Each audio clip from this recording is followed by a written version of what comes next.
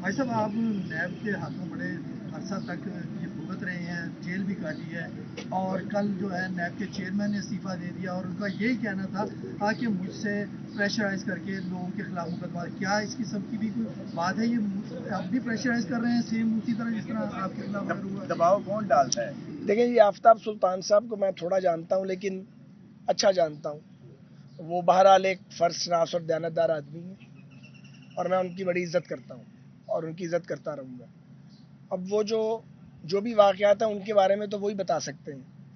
وہ ظاہر ہے وہی اس کے اگر کوئی واقعات ایسے ہیں تو اس پہ وہی تبصرہ کر سکتے ہیں. جو کچھ انہوں نے کہا ہم سب نے سنا ہے. ذاتی طور پہ میں ان کا احترام کرتا ہوں، وہ ایک دیانتدار آدمی ہے. آپ پرویز الہی کا فیوچر کیا دیکھ رہے ہیں؟ جی، پرویز الہی کا پی ٹی آئی میں جانے کے بعد فیوچر کیا دیکھ رہے ہیں؟ بڑا اچھا مستقبل ہے.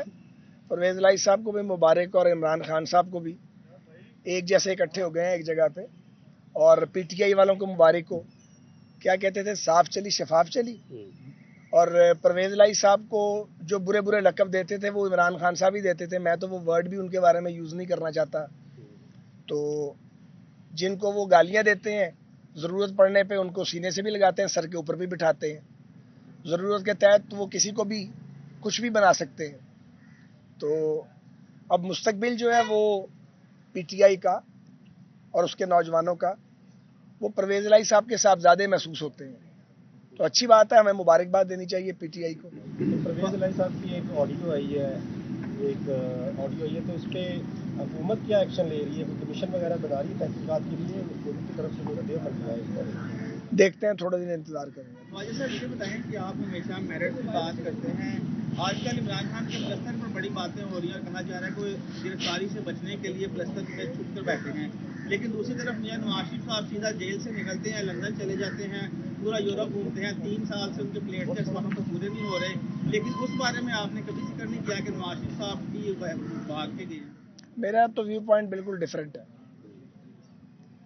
جب آپ قاتلوں کے گھیرے میں پھنس جائیں اور آپ کو پتا ہو کہ آپ کو مارا جا رہا ہے تو وہاں سے بچ کے نکلنا چاہیے.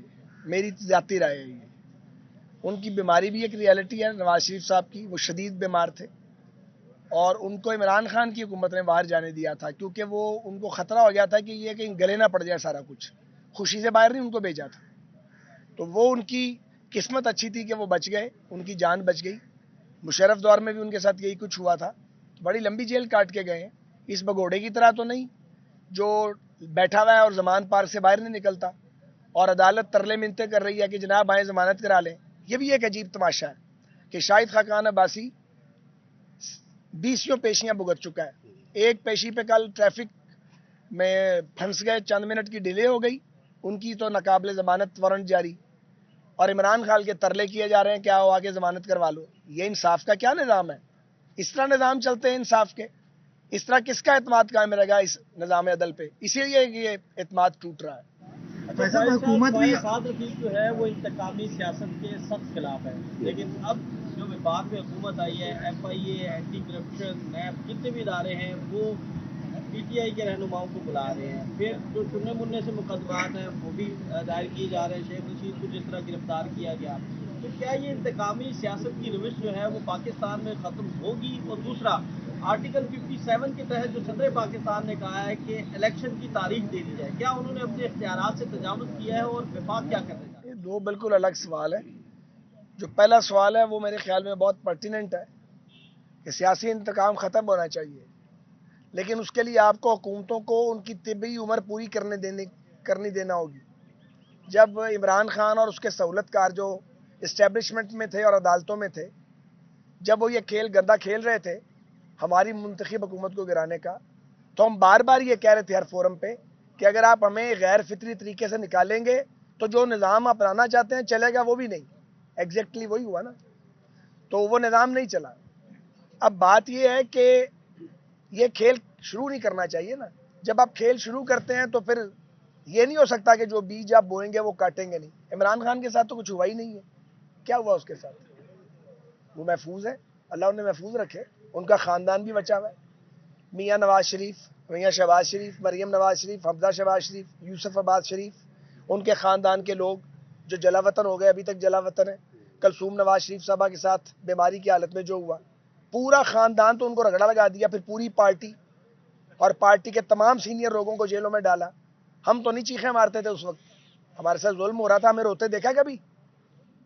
हम तो 16-16 माह 18-18 माह बाद भी नहीं रोए। ये चौथे दिन चीखें मारने लगते हैं, टीवी पे आके कहते हैं हमारे बच्चे परेशान हो गए। आपके बच्चे हैं तो बाकियों के बच्चे नहीं थे?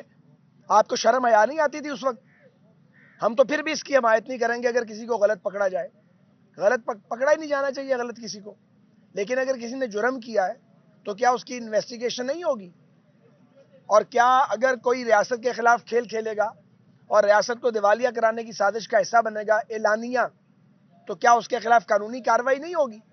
इनके साथ तो कुछ भी नहीं हुआ, 10वां हिस्सा भी नहीं हुआ जो हमारे साथ हुआ है। हम नहीं चाहते इनके साथ वो कुछ हो जो हमारे साथ हुआ है, लेकिन इन्हें हया आई है, इन्हें शर्म आई है। इमरान खान जो है उन्होंने अपने गिरेबान के अंदर झांका है जो वो करतूतें करते थे और करवाते थे।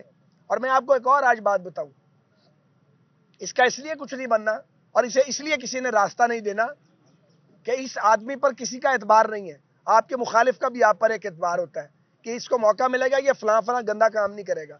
इसके बारे में सब लोग ये जानते हैं, इसे जब मौका मिलेगा ये फाउल प्ले करेगा और गंद डालेगा, इसलिए भी इसे किसी ने रास्ता नहीं देना।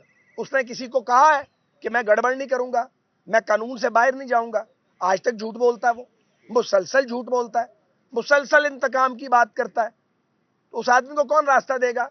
कोई रास्ता नहीं देगा उसको। भाई साहब, सेंट्रल में आपकी हुकूमत है और मियां नवाज शरीफ साहब वो बाहर हैं और मुतअद्दिद आप समेत बहुत से जो आपके रहनुमा हैं वो यही कह रहे हैं कि नवाज शरीफ साहब को आना चाहिए और इस वक्त हालात जो है उनकी डिमांड कर रहे हैं और मुख्तलिफ डेट्स भी दी गई, तो उनके ना आने की क्या वजह है ये बताइए। एक तो उनके प्रोसीजर है जो कुछ मुकम्मल होने हैं, अब हम खुद चाहते हैं वो आए, वो भी आना चाहते हैं, लेकिन निज़ाम अदल पर एतबार भी तो होना चाहिए ना।